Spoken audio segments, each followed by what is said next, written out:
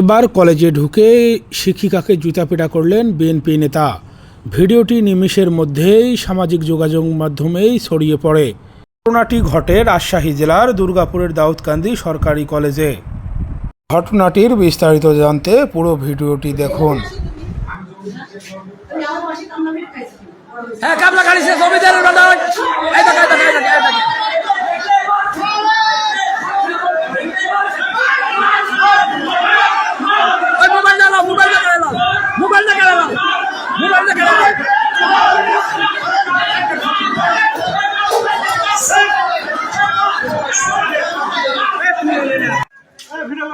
এই দেখেন, এটা কলেজের ম্যাডাম নাম পতিতালয়। দেখেন, পতিতালয়ের মহিলা, দাউদকান্দি কলেজের ম্যাডাম, পতিতালয়ের মহিলা, নষ্টপল্লীর মহিলা অনেক কয়জনকে মারলো।